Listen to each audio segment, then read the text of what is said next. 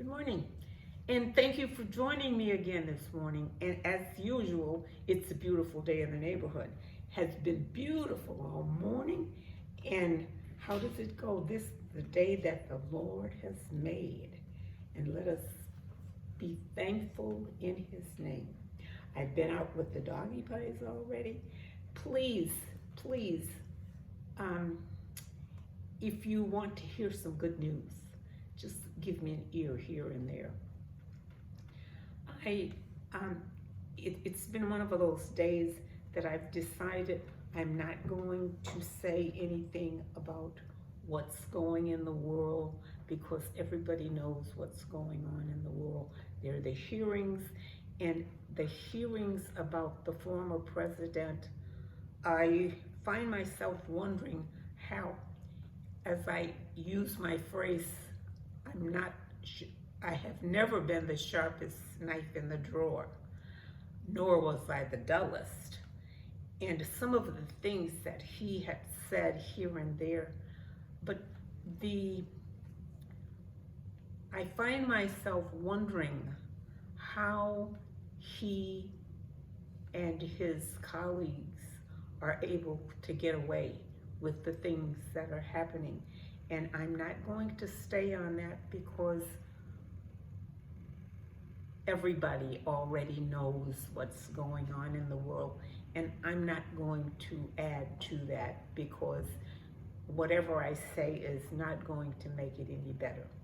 But I would like to talk about some of the things that would make it better, starting off with everything in Texas is as wonderful as they say it is. And as mentioned before, I'm coming up on the 4th year in Texas. Matter of fact, I made it September the 28th, 2021 BC. Can you believe that? No, 2022 BC. And before COVID. Now that I've gotten that out of the way.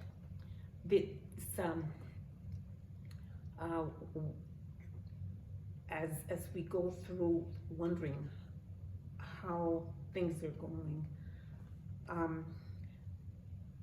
when you pass the market or you're getting your things in the store, and there's that part that says to fix or give something to your neighbors. The kids, it's amazing if you found out how many kids go to school hungry and how many people are hungry. And I guess it's because of the way things are that somehow or other we're not apprised of that from time to time. And it's only, how does it go? My sweet hind parts first, but that really isn't the way it's supposed to be. Not even in the Maslow world, that it's not supposed to be that way, because sharing is a part of being a human being. Sharing is a part of what life is all about. And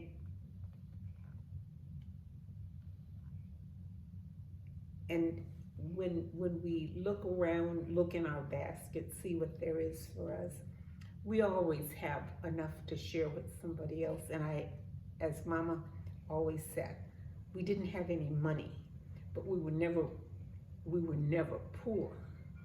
And she would go on with, we never went to bed hungry, we never went to bed cold. And when you look at that, I have reached the point where I begin, as old as I am, to understand what goal setting is all about. And goal setting has not has nothing to do with accumulating stuff. Goal setting really has to do with the inclusion of your neighbors and whatever assets you have with your neighbors or those who may have less. And this is something that I always think of the Dominicans. I had Dominican nuns when I was in school. And the one thing the nuns always said was that as we got started, you're supposed to share what you have. And it's, again, it goes back to the commandments, the suggestions if you want. When you sit down with each other, whatever it is, you share it. Sometimes you want the very best score in the class. And of course, in order to have the best score in the class, you've got to study. You always have to study. So what you do is you study together. And if you look at little kids really, really are really good about sharing, and sharing in a way that goes according to Maslow. Because there are several of you and several of you have different things.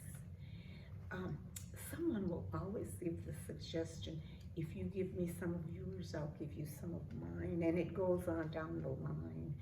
And it gets to the point where you begin to wonder as an adult, and you're looking at what is going on in the world. You wonder how much or how or why or when all of these things began to happen. And you wonder how many people were fortunate enough to have come from a home where you were taught to share.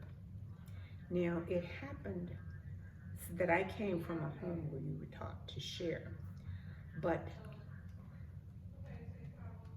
I realize that now, as I look at the adult world, where so many bad things are happening, that wealth and that 1 or 2% of the society that has the greater amount of wealth, it has nothing to do with stuff, and it has everything to do with stuff. But it really has to do with how do you feel in here? How do you feel in here? When you look around, and as I said, what a beautiful day it was outside. And this is on the heel of several days of really unbearable heat. And then all of a sudden, it was just wonderful temperatures and wonderful weather, and everything was good. And you sit back and you realize that wealth has nothing to do with stuff. Wealth has to do with what's in your heart, what's in your head. How do you treat your neighbors? And back to that sermon on Sunday, love your neighbor as you love yourself. And if you do that, you've got it all. You've got it all. And when you're walking down the street, realize that the sidewalk is big enough for both of you. If you see a young mother coming towards you in a stroller, move over. Make room for her. Make room for her youngster. And if her youngster is old enough to talk and say something to you, say something back. Hi, how are you? With a smile in your voice. And that's how everyone really learns to interact with each other. And it is taking every bit of what I have not to react to the words of the former president this morning and yesterday, because it makes me very sad when I look around and talk to the people who share some of his same sentiments. And you wonder how somebody who, according to, I won't say everyone, but who really thinks that wealth is about money. It's not about money. It's not about stuff. It's about what's in your heart, what's in your head. When I see some of the little dogs, now some of the little dogs that I've seen on a regular basis. Have you ever seen a dog smile? The dogs that know you and your animal, it's the nicest feeling in the world. And you realize that, now I've never had all of the money in the world, but Mama said, I never went to bed cold. I never went to bed hungry. And I look around sometimes, and I look at the kids or the people who talk, I don't have anything to eat. And I look sometimes in the garbage cans as I'm walking down the street, and I look at the stuff that's thrown away. I look at expiration dates on some of the things. And some of the expiration dates are such that the stuff about which they're speaking really doesn't expire for a long time. But it's the kind of thing that it's not going to kill you if you eat it or use it. But the thing has just been there for so long. But what it really says to you, if you're going to keep something that long, why don't you just go on to the market and buy something fresh? It's particularly at this time when the harvest is at its peak.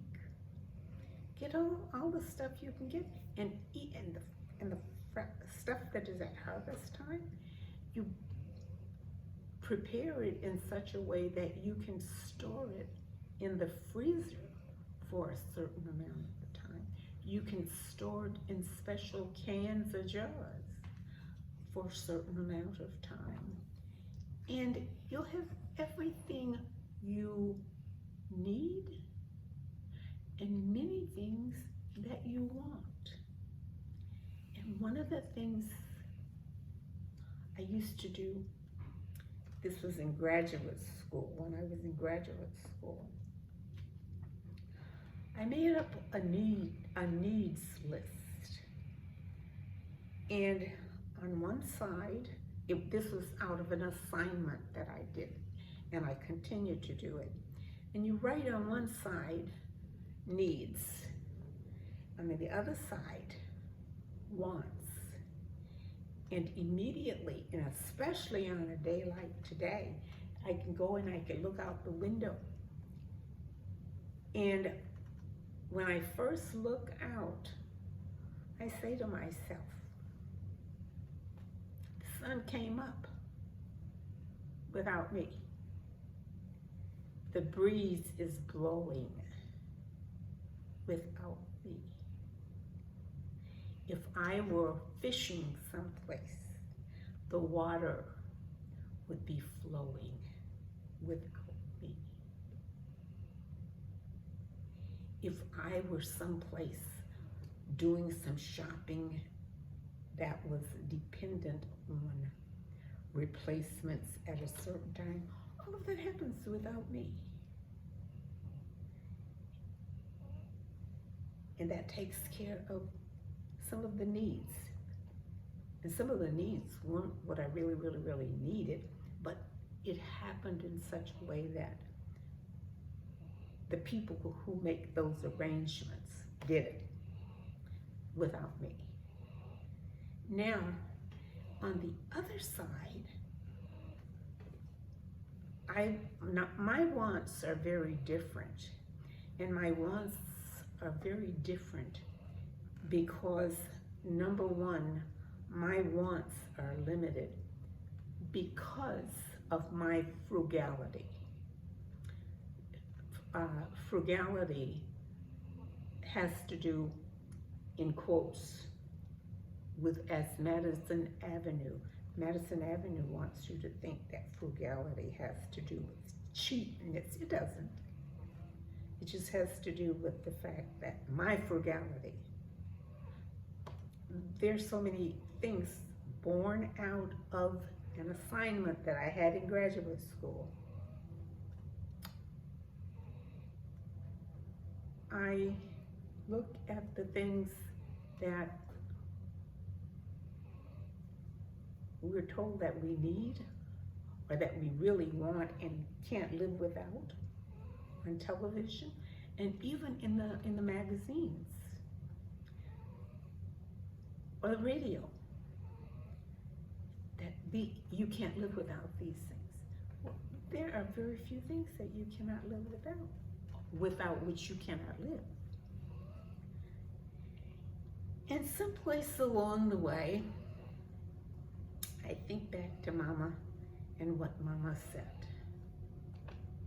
Never went to bed hungry, never went to bed cold. And therein lies the tale about what I want. I've got on clothes that match, believe it or not. And I don't think anything here is probably, everything I have on is more than 5 years old. And it's, what do I need? What do I want? And you see, as I'm struggling with this particular presentation, that I am one of the fortunate that I don't have many wants. But if I went a little bit further, I could make a reason for why all of the really bad things that are happening today are born out of, that's B-O-N-E,